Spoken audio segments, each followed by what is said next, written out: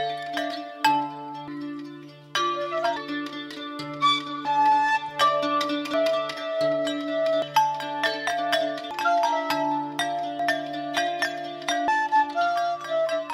Patrice Bernier, je suis éducateur spécialisé au service de soins de l'APF, c'est un service de soins à domicile. On a décidé de faire un atelier, ils nous ont proposé un atelier d'argile pour créer des ocarinas. Certains ont des mains qui sont un peu entravées, un peu en difficulté, ils sont en difficulté avec leurs mains, pour faire simple. Et donc des gestes qui peuvent être anodins pour nous, comme faire une pince. Donc j'ai fabriqué ça pour jouer avec cet instrument. Chilan, T'as quel âge? 9 ans, D'accord. Et alors, du coup, qu'est-ce que t'as fait aujourd'hui? de la poterie, Ok. Pour faire quoi? pour faire des flûtes. Des flûtes. T'avais déjà fabriqué une flûte avant? Non, c'est la première fois que je le fais. Ça t'a plu?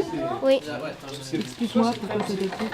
parce que j'aime bien faire de la musique et puis en plus j'adore chanter, donc c'est l'activité franchement que je préfère. Ça s'harmonise, parfait, c'est exactement le mot qu'il faut. Beaucoup d'efforts, puisque la commande,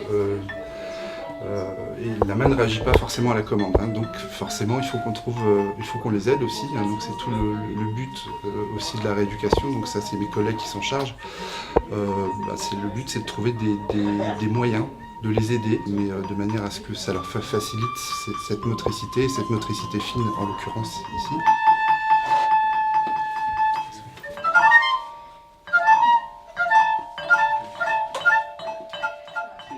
Ce qui est intéressant, c'est l'air à l'intérieur d'un volume. C'est l'air qui nous donne le son, en fin de compte, qui nous donne la hauteur de note. Alors on va faire ça. On va en faire au moins une, entre ce matin et demain matin. Si on peut, on en fait deux, comme ça on les colle. Un plus ou moins gros. Voilà, là il y a un moyen et un plus petit. Vous êtes d'accord là-dessus? Oui. On essaye de le faire. Je vais vous expliquer comment on fait la forme, comment on fait le sifflet. Donc là, le but, c'était effectivement, sous un aspect ludique, de créer un objet, de créer un instrument de musique, et puis qu'il soit le plus adapté possible à leurs mains, qui n'est pas une main classique avec des positions de doigts qui sont parfois un petit peu compliquées. Donc l'argile se prête, je trouve, à ça, parce qu'effectivement, on peut modeler l'instrument au plus près de l'appréhension de chaque enfant. Est-ce que c'est difficile de fabriquer une flûte? Oui. Tu peux m'expliquer comment on fait? On coupe déjà un morceau d'argile, on essaye de faire un rond, on fait un trou dedans, ça nous fait une petite mangeoire, après on plie comme si on voulait faire une bouche, mais on colle pas totalement, on fait avec les pouces, et après on coud en faisant des petits traits, et puis après on laisse sécher. Et on met de l'eau. D'accord. Donc du coup, tu dois refaire des flûtes chez toi? Non, parce que du coup, j'ai pas le matériel. Aujourd'hui, j'ai été à ce groupe pour fabriquer un ocarina. Un ocarina, c'est quoi un ocarina? C'est un instrument de musique. Ça marche comment? C'est un instrument à vent où il y a un queue qui roule et on souffle dedans. D'accord. Et alors comment on fabrique un ocarina? Avec de la terre et après on le met au four, ça cuit et puis après on fait un queue qui croule et puis après on souffle dedans pour sortir des sons. Bonjour Ethan. Bonjour. Alors Ethan, est-ce que ça te plaît ce que tu fais là? Oui. Ouais. T'aimes bien Oui, j'aime bien. la terre? Oui. Est-ce que tu fais de la musique?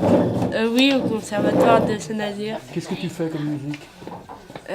On fait plein de trucs mélangés. C'est-à-dire? On fait des instruments de musique. Tu les fabriques ou tu joues?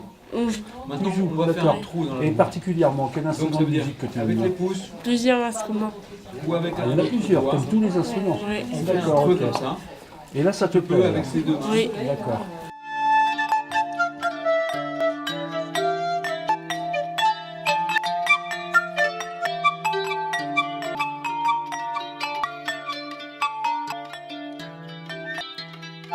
Et du coup, le fait qu'ils n'aient pas l'impression d'être à un cours de rééducation quelque part. Non, tout à fait. Moi, c'est tout le but. Alors, c'est-à-dire que tout le reste de l'année, en dehors des vacances, ce sont tous les professionnels qui vont sur le lieu de vie de l'enfant, c'est-à-dire l'école, le domicile, sur des activités extrascolaires, ça peut arriver aussi.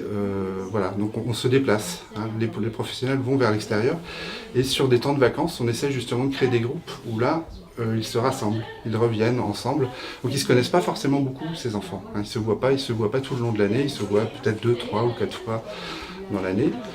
Et donc c'est intéressant aussi de les voir interagir ensemble, hein, de voir s'intéresser les uns aux autres aussi, aux handicaps des uns et des autres parfois. Donc il y a des questions qui émergent comme ça, c'est toujours très intéressant de les voir ensemble en groupe. Et puis effectivement sous un aspect ludique on va continuer à les faire bosser un petit peu quand même. Voilà. Ok, merci beaucoup. Je vous en prie.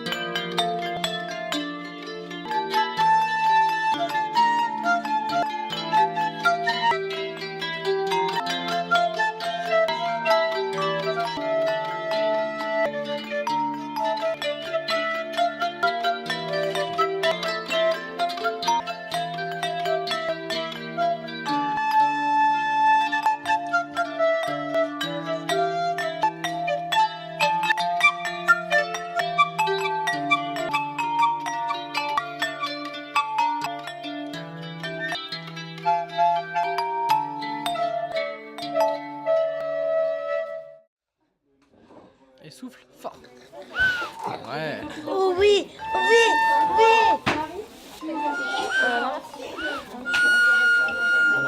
Tiens, il va faire pareil. Comme ça pour l'instant.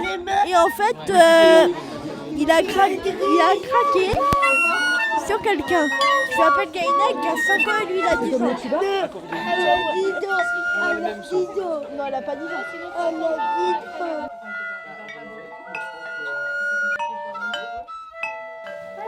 Bravo. La plus grosse ville au monde, c'est Ligago. Ligago, ça va les donner. Ligago, c'est pas la capitale.